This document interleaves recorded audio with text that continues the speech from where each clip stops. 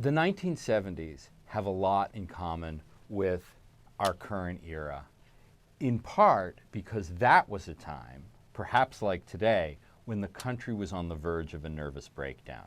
Bombings, police attacks, and the most extraordinary and surprising event of all was the kidnapping of Patty Hearst. One of the amazing things about the Hearst story today is that people said, oh my God, it was a media extravaganza.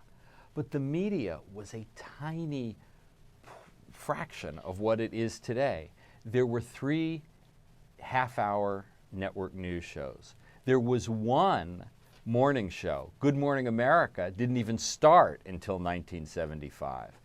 And the shootout that killed most of the members of the Symbionese Liberation Army was the first national event covered live on television because the technology, the minicam, had just been invented. The real turning point in my investigation of this case is when I got access to 150 boxes of material from the remnants of the Symbionese Liberation Army, documents that no one has ever seen before, and that really tell the behind-the-scenes story of why Patricia Hearst was kidnapped, what they did with her, and what they did together when they were on the run. I went into the Patty Hearst story knowing less about the subject than any book I've ever written.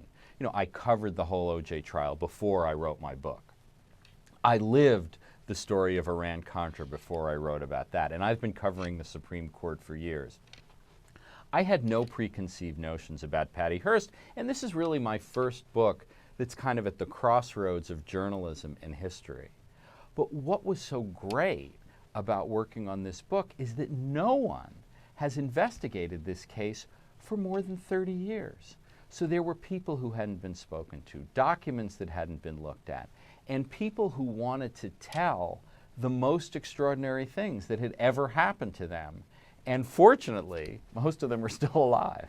This is the story, in part, of the 1970s, which was an insane time in American history. The country was on the verge of a nervous breakdown with protests, riots, bombings all the time.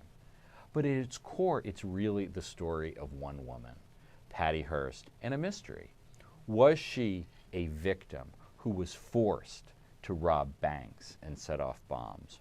Or was she, in fact, someone who decided to become a true revolutionary? That's the mystery at the heart of American Heiress.